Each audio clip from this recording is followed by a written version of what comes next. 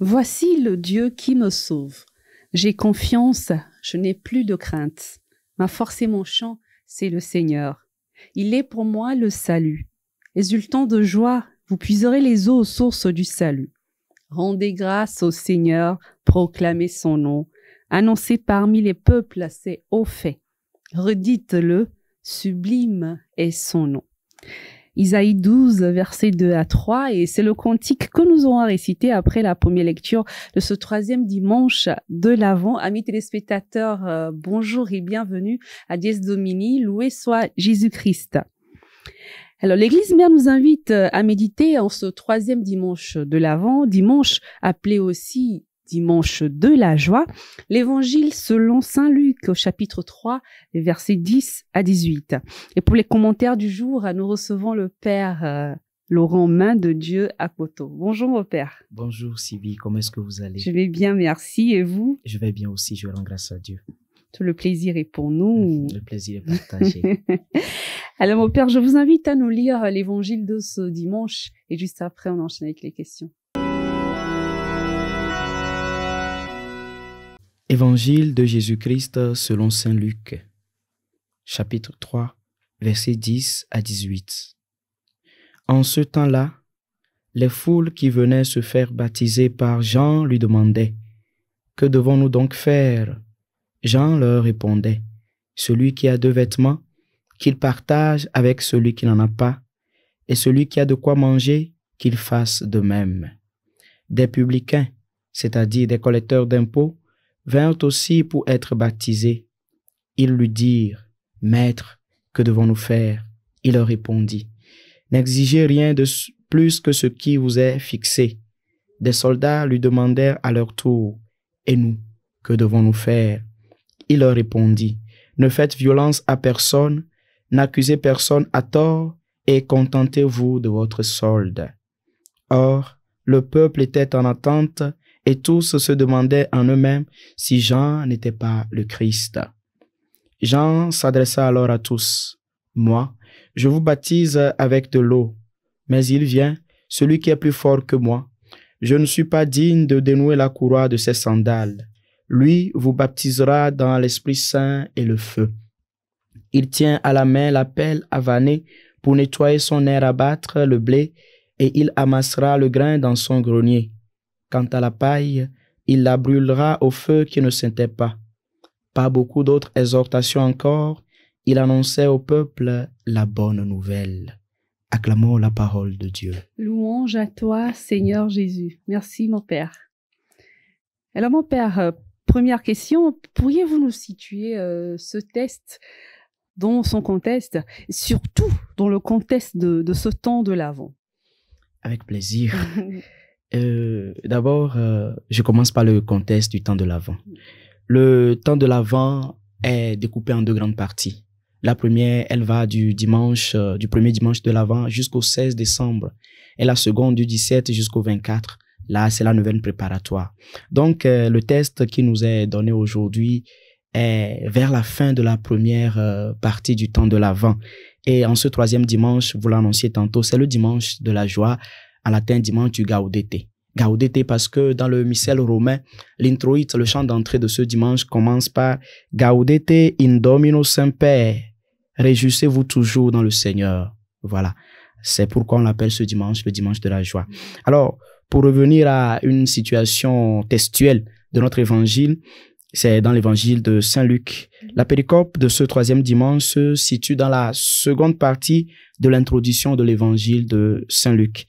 D'abord, Luc débute son évangile par un prologue qui va du chapitre 1, verset 1 au verset 4. Et après cela, il y a une grande introduction. Et cette introduction est découpée en 2 parties. Il y a les récits de l'annonciation de Jean le Baptiste et l'enfance de Jean le Baptiste, l'annonciation du Christ et l'enfance du Christ. Et après cela, il y a la préparation du ministère du Christ. Et là, l'évangile de ce dimanche, faisant suite à celui du dimanche dernier, se situe justement dans cette seconde partie où on nous parle de l'introduction, mais de la préparation du ministère de notre Seigneur Jésus-Christ. Voilà là où nous en sommes pour cet évangile. D'accord. Alors, dites-nous, mon Père, est-ce qu'avant Jean, les gens en Israël se faisaient baptiser. Bon, je sais, vous n'étiez pas là en ce temps-là. Moi non plus. Mais bon, j'ose espérer que peut-être que vous l'avez appris au séminaire, je sais pas. Est-ce que vous pourriez nous dire si avant Jean, les gens en Israël se faisaient baptiser? Alors, et puis, le baptême que donnait Jean, qu'est-ce que ça signifiait concrètement? Ah oui, avant Jean le Baptiste, on se faisait baptiser. Il y avait les bains rituels que les gens prenaient. Ah, le Christ aussi en parlera quand on vient avant de faire ceci ou cela. Il faut faire des bains rituels, des purifications rituelles. Il y avait ça. Mais il y avait aussi la communauté des Esséniens auxquels on dit que Jean appartenait. Il y avait une certaine similitude dans son comportement et celui des Esséniens. Eux, ils avaient justement ce baptême. Mais la particularité du baptême de Jean était un baptême qui appelait à la conversion. Et je crois que le peuple avait très bien compris, d'où ces questions qu'on posait, que devons-nous faire, que devons-nous faire. Voilà un peu ce qu'on peut dire du baptême de Jean le Baptiste. D'accord, donc le Jean donnait ce baptême pour appeler le peuple à se convertir. Effectivement. Justement, dans cette logique, ces personnes qui venaient se faire baptiser et poser les questions à Jean, dans le texte on nous dit, à part la foule, il y a les soldats, il y a les publicains. Et moi, enfin, ce que je trouve peut-être un peu paradoxal, on sait que le peuple d'Israël attendait le Messie, ce Messie puissant, guerrier, roi qui devrait venir les sauver de cette domination romaine en ce temps-là. Mais ils pensaient au même moment que Jean aurait pu être le Messie. Alors, Jean aurait pu être le Messie parce qu'il leur donnait des messages de conversion, parce qu'il les baptisait ou quoi, il les soulageait. Vous savez, le temps qui a précédé la venue du Christ était un temps marqué par l'attente messianique. L'attente messianique était tellement forte. C'est pourquoi, là, je vais faire un bond au moment de la condamnation du Christ. Non, bien après. Gamaliel, après la Pentecôte, parlera de ceux-ci qui se sont fait prendre pour des messies avant la venue du Christ, en disant au Sanhédrin de ne pas s'en occuper, pour dire que un peu avant la venue du Christ, il y en avait qui se s'étaient fait prendre pour des messies. Voilà. Donc l'attente là, il y en avait qui essayaient de répondre, d'anticiper sur cette attente-là. Mais dans la particularité de Jean le Baptiste, il entrait dans le projet. Il était justement le nouvel Élie. Même si le peuple n'en était pas conscient, ses faits et gestes appelaient le peuple à la conversion. Souvenez-vous de Élie après, alors, au Mont Carmel, après la descente du feu, qu'est-ce qui s'est passé? Tout le monde est revenu vers le Seigneur. Alors, dans son baptême, Jean le précurseur était un signe pour appeler le peuple à la conversion. Donc, son appel retentissait. Et ce retentissement a conduit le peuple à venir à lui. Donc, je pourrais dire que Jean-Baptiste, en tant que précurseur, est une figure qui nous invite à la conversion. Et c'est ce que le peuple a compris en venant à lui et justement en lui posant cette fameuse question, que devons-nous faire? Merci, mon père. Alors, Jean le Baptiste dit justement dans le texte, « Moi, je vous baptise avec de l'eau. Mais il vient, celui qui est plus fort que moi. Je ne suis pas digne de dénouer la courroie de ses sandales. Lui vous baptisera dans l'Esprit Saint et le feu. » Alors, mon père, on sait tous que Jean, c'est le cousin de Jésus. Mais les Écritures ne disent pas est-ce qu'ils ont joué ensemble, est-ce qu'ils ont grandi ensemble, tout ça. Alors, est-ce qu'il savait que c'est Jésus, son cousin, qui est le Messie? Est-ce qu'il savait de qui il parlait réellement quand il disait celui qui vient après moi est plus fort, il vous baptisera du feu, de l'Esprit Saint et tout? Ou bien est-ce qu'il s'appuyait juste sur les Écritures en ce moment quand il parlait? Ah, mais quand vous parlez de Jean le Baptiste et de son cousin Jésus, je crois qu'ils se connaissaient. Souvenez-vous de la visitation. Oui, bon, depuis le ventre. Voilà, ils se sont connus là-bas. Mais Jean dira que quand il aura baptisé le Christ et que l'Esprit descendra sur lui, il rendra témoignage en disant que celui qui m'a envoyé baptiser dit, celui sur qui tu verras l'Esprit descendre, celui-là est le Messie. C'est pourquoi après cela, il pourra dire, voici l'agneau de Dieu qui enlève les péchés du monde. Donc bon, ils se sont connus dans le ventre de leur mère, mais celui qui a mandaté Jean de venir baptiser lui a donné un signe qui s'est accompli dans le baptême de Jésus-Christ avec la descente du Saint-Esprit. Je crois que bon, ils se sont connus, mais après ils se sont vus. D'accord, mon père. Alors, est-ce qu'il y a un lien entre le dimanche de la joie et la figure de Jean-Baptiste? Effectivement, je crois qu'il doit y avoir un lien entre le dimanche de la joie et la figure de Jean le Baptiste. D'abord, à quoi est-ce que nous invite le dimanche de la joie? Je suis tenté de vous poser une question. Qu'est-ce qui fait la source de votre joie? Qu'est-ce qui fait que vous êtes content, vous avez de la joie? Oh. Quand je me réveille, je suis en bonne santé. Voilà. Ma famille est en bonne santé. Oui. Je suis épanouie au boulot. Voilà, un peu comme ça. Voilà, dans tout ça là, vous n'avez pas trouvé de place pour dire Jésus, fait la source de votre joie. Non, mon père, on va pas être hypocrite, hein. Sur le coup, c'est ce qu'on dit. Voilà. Sur le coup, c'est ce qu'on dit. Mais on sait justement que tout ça, c'est par la grâce de notre Seigneur qu'on les a. Après, on fait un peu de modestie pour dire à Dieu la gloire. Justement, le dimanche de Gaudete veut nous inviter à mettre notre joie dans le Christ, à faire du Christ le fondement et la source de notre joie, et ceci en tout temps. Et c'est ce qui me fait dire que Jean le Baptiste est celui-là qui a pu réaliser cela. Il a su faire du Christ la source de sa joie. Voyez-vous, dans l'évangile que nous venons de méditer, le Christ n'était pas encore là. Mais l'attente de sa venue suscitait déjà de la joie dans Jean le Baptiste. C'est pourquoi il dit, je dirais avec grande joie, moi je vous baptise dans l'eau, mais il vient, celui qui est plus fort que moi.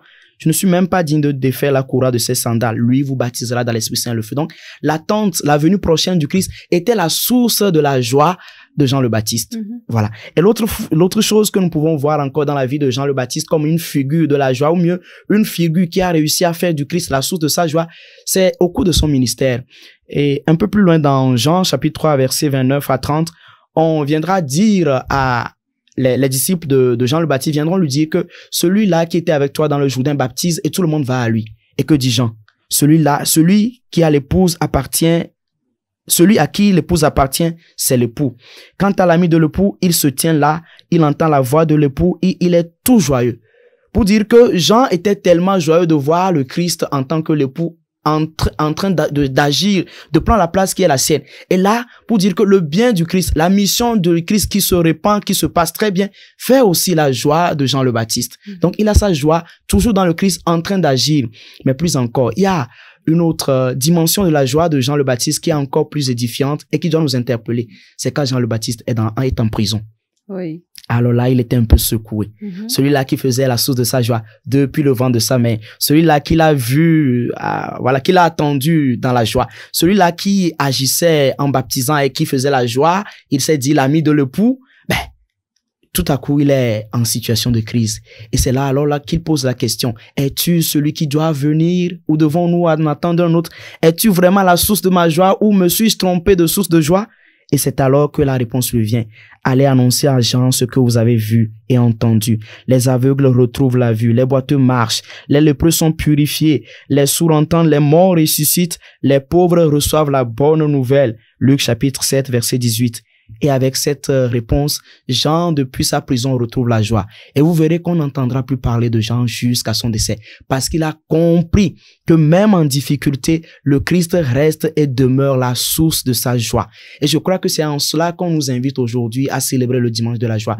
Pour qu'en toutes circonstances, nous puissions faire du Christ la source de notre joie. Un peu comme Jean-Baptiste l'a fait de toute sa vie, dans les périodes de joie, comme dans les périodes de difficulté.